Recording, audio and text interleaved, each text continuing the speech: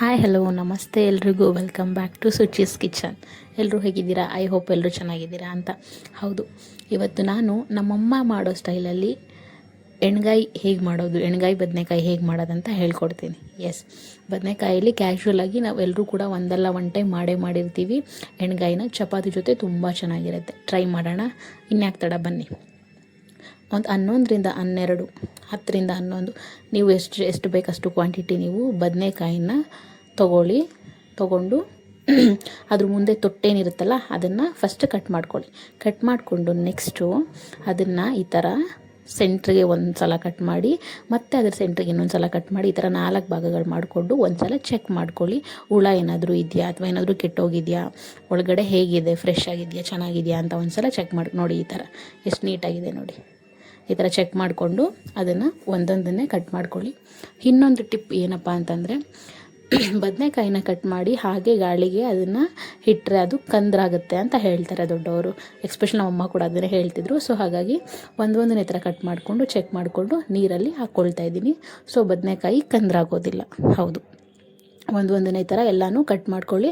ಹಾಗೆ meanwhile check ಮಾಡ್ಕೊಳ್ತಾ ಇರಿ, ಒಳಗಡೆ ಏನಾದರೂ ಹುಳಗಳಿದೆಯಾ ಅಥವಾ ಚೆನ್ನಾಗಿದೆಯಾ ಇಲ್ವಾ ಅಂತ ಚೆಕ್ ಮಾಡಿಕೊಂಡು ನೀರಿಗೆ ಹಾಕ್ಕೊಳ್ಳಿ. ಒಂದು ಸಲ ನೀರಲ್ಲಿ ಇದನ್ನು ಚೆನ್ನಾಗಿ ಎಲ್ಲ ಬದನೆಕಾಯಿಗಳನ್ನ ತೊಳ್ಕೊಳ್ಳಿ, ಏನೂ ಇಲ್ದಿರೋ ಥರ ನೀಟಾಗಿ ತೊಳ್ಕೊಳ್ಳಿ. ನೆಕ್ಸ್ಟ್ ಮಿಕ್ಸಿ ಜಾರ್ಗೆ ಅರ್ಧ ಇಂಚಷ್ಟು ಶುಂಠಿ ಎರ್ಕೊಂಡು ಕಟ್ ಮಾಡ್ಕೊಂಡಿರೋ ಶುಂಠಿ, ಹಾಗೆ 1.5 ಸ್ಪೂನ್ ಖಾರದ ಪುಡಿ. ನೀವು ಮನೇಲಿ ಏನು ಯೂಸ್ ಮಾಡ್ತೀರಲ್ಲ ಅದೇ ಖಾರ. ನಿಮ್ಮ ಖಾರ ಜಾಸ್ತಿ ಬೇಕಂದ್ರೆ ನೀವು ಖಾರ ಜಾಸ್ತಿ ಕೂಡ ಹಾಕ್ಕೋಬೋದು. ಹಾಗೆ ಇನ್ನು 1.5 ಸ್ಪೂನ್ ನಾವು ನಾರ್ಮಲಾಗಿ ಯೂಸ್ ಮಾಡೋ ಸಾಂಬಾರ್ದಿಟ್ಟು ಅಥವಾ ಸಾಂಬಾರು ಪುಡಿ. ಶುಂಠಿ, ಖಾರದ ಪುಡಿ 1.5 ಸ್ಪೂನ್, ಹಾಗೆ 1.5 ಸ್ಪೂನ್ ಸಾಂಬಾರು ಪುಡಿ, ಹಾಗೆ ಸ್ವಲ್ಪ ತೊಳೆದು ಹೆಚ್ಕೊಂಡಿರುವಂಥ ಕೊತ್ತಂಬರಿ ಸೊಪ್ಪು, ಹಾಗೆ ಒಂದು ಮೀಡಿಯಮ್ ಸೈಜ್ ಕಟ್ ಮಾಡಿರುವಂಥ ಈರುಳ್ಳಿ, ಹಾಗೆ 1/4 ಕಪ್ಪಷ್ಟು ತೆಂಗಿನಕಾಯಿ ಆ್ಯಡ್ ಮಾಡ್ತಾಯಿದ್ದೀನಿ. 1/4 ಕಪ್ಪಷ್ಟು ತೆಂಗಿನಕಾಯಿ, ಹಾಗೆ ಒಂದು ಮೀಡಿಯಮ್ ಸೈಜಾಗಿ ಹೆಚ್ಕೊಂಡಿರುವಂಥ ಟೊಮೊಟೊ ಹುಳಿಗೋಸ್ಕರ, ಹಾಗೆ ಒಂದು ಮೀಡಿಯಮ್ ಸೈಜ್ ಬೆಳ್ಳುಳ್ಳಿನ ಬಿಡಿಸ್ಕೊಂಡು ನಾನು ಇದಕ್ಕೆ ಆ್ಯಡ್ ಮಾಡಿಕೊಂಡು ಇದನ್ನು ನಾನೇನು ಮಾಡ್ತಾಯಿದ್ದೀನಿ, ನೀರು ಹಾಕ್ಕೊಂಡು ಚೆನ್ನಾಗಿ ರುಬ್ಕೊಳ್ತಾ ಇದ್ದೀನಿ. ಚೆನ್ನಾಗಿ ಪೇಸ್ಟಾಗಿ ನುಣ್ಣಗೆ ಈ ಥರ ತುಂಬ ತೆಳ್ಳಗೆ ಬೇಡ, ದಪ್ಪಗೆ ರುಬ್ಕೊಂಡು ನಾವು ಏನು ಕಟ್ ಮಾಡಿ ಎತ್ತಿಟ್ಕೊಂಡಿದ್ದೀವಲ್ಲ ಬದನೆಕಾಯಿ, ಇದಕ್ಕೆ ನಾವು ಫಿಲ್ಲಿಂಗ್ ಮಾಡಬೇಕು. ನಾವೇನು ಮಸಾಲೆ ಇವಾಗ ರೆಡಿ ಮಾಡ್ಕೊಂಡಿದ್ದೀವಲ್ಲ ಆ ಮಸಾಲಾನ ಫಿಲ್ಲಿಂಗ್ ಮಾಡಬೇಕು. ನಾನು ನೋಡಿ ಈ ಥರ ಫಿಲ್ಲಿಂಗ್ ಮಾಡ್ತಾಯಿದ್ದೀನಿ. ನೀಟಾಗಿ ಬದನೆಕಾಯಿನ ಓಪನ್ ಮಾಡಿಕೊಂಡು ನೀಟಾಗಿ ಫಿಲ್ಲಿಂಗ್ ಮಾಡ್ಕೊಳ್ಳಿ. 4 ಸೈಡು ಫಿಲ್ಲಿಂಗ್ ಮಾಡ್ಕೊಳ್ಳಿ. ಸೊ ಅದ್ರ ತುಂಬ ಮಸಾಲೆ ಇರಬೇಕು.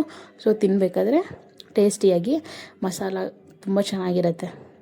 ಈ ಥರ ಎಲ್ಲ ಫಿಲ್ಲಿಂಗ್ ಮಾಡಿಕೊಂಡು ಎಲ್ಲನೂ ಕೂಡ ಇನ್ನು ಮಿಕ್ಕಿದ್ದು ಏನಿರುತ್ತಲ್ಲ ಮಸಾಲ ಅದನ್ನೆಲ್ಲ ಆ್ಯಡ್ ಮಾಡ್ಕೊಳ್ಳಿ. ಅದಕ್ಕೆ ಬಿಕಾಸ್ ಮಸಾಲ ಅದಕ್ಕೆ ಚೆನ್ನಾಗಿ ಅಂಟಬೇಕು. ಚೆನ್ನಾಗಿ ಬದನೆಕಾಯಿಗೆ ಮಸಾಲ ಅಂಟಿದ್ರೆ ಅದು ತಿನ್ನಬೇಕಾದ್ರೆ ಬೂಮ್ ಅಷ್ಟು ಚೆನ್ನಾಗಿರುತ್ತೆ. ಒಗ್ಗರಣೆ ಹಾಕಬೇಕಾದ್ರೆ ವಿಡಿಯೋ ಮಾಡೋದು ಮರ್ತೋದೆ, ಸಾರಿ.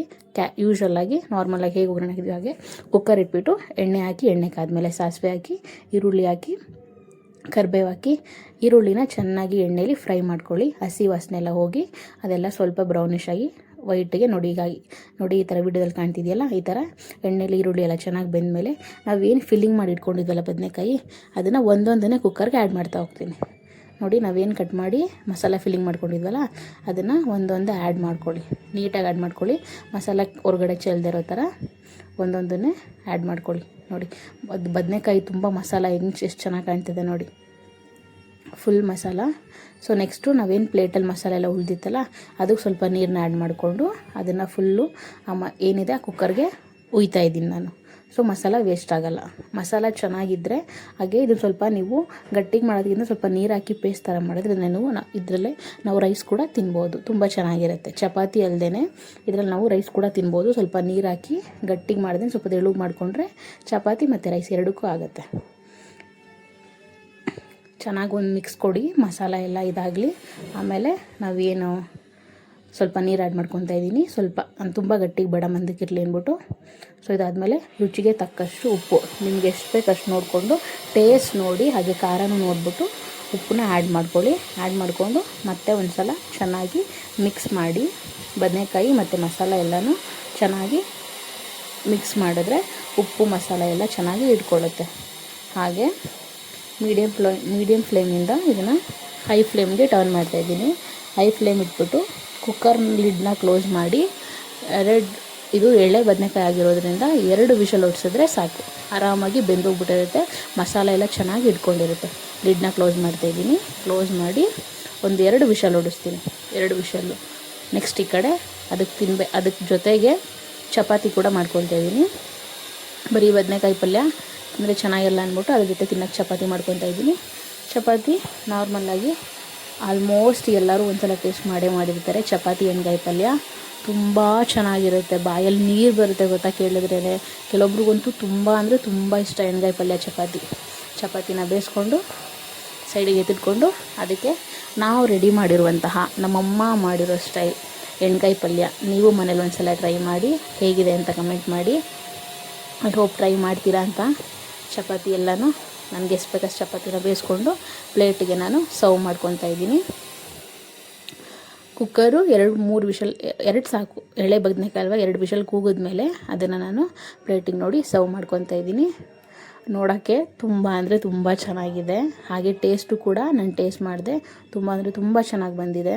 ತಿನ್ನಬೇಕಾದ್ರೆ ಅದು ಮಸಾಲ ಎಷ್ಟು ಚೆನ್ನಾಗಿರುತ್ತೆ ಗೊತ್ತಾ.